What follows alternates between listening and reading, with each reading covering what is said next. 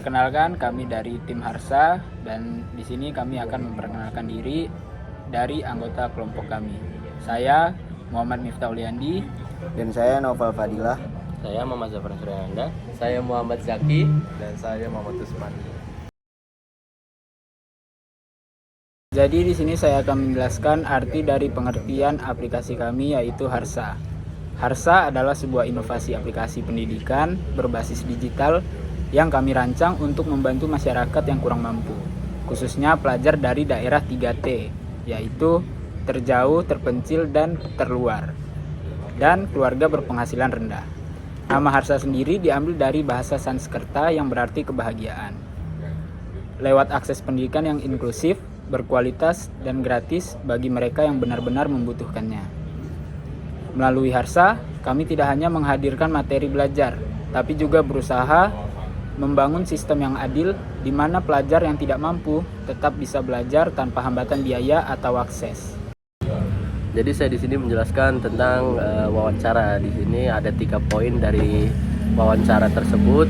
Yang pertama, Aisyah menyampaikan bahwa penggunaan bahasa yang sederhana dan langsung ke inti sangat membantu.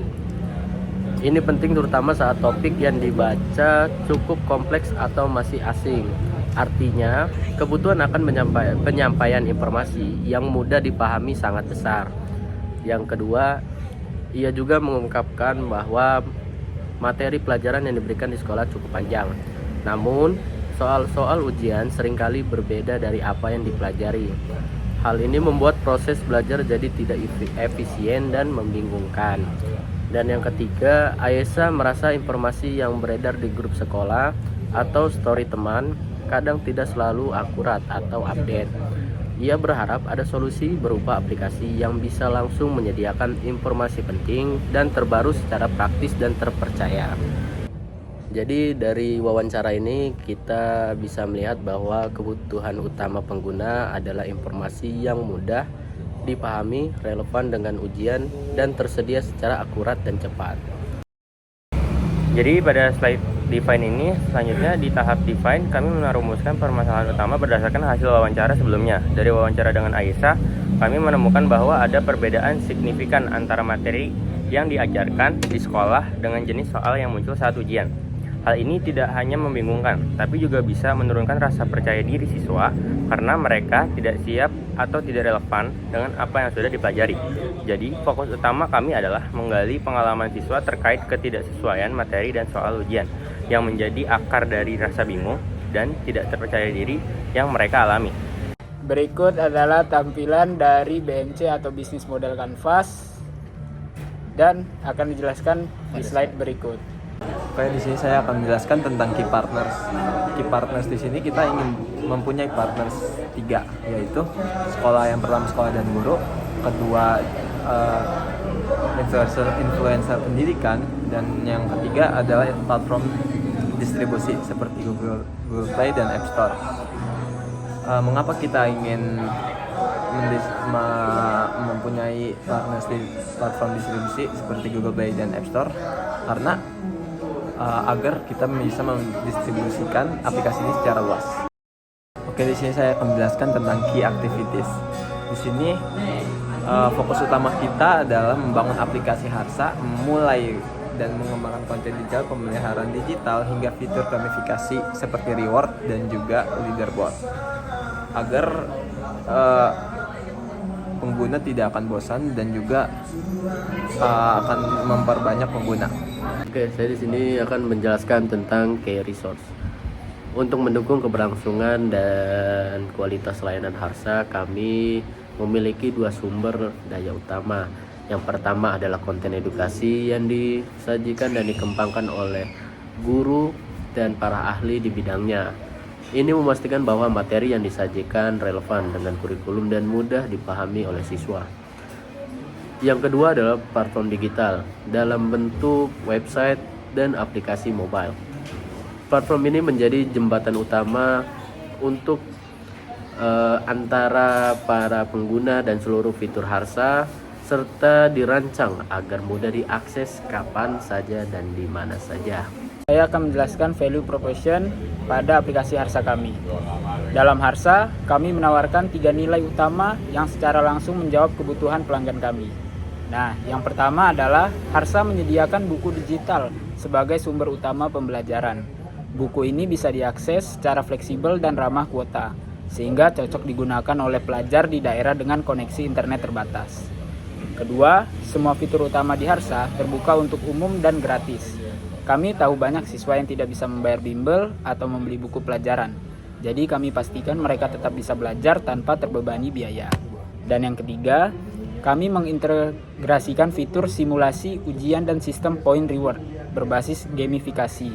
Fitur ini bertujuan untuk menjaga semangat belajar pengguna, terutama bagi mereka yang mungkin tidak memiliki pendamping belajar langsung.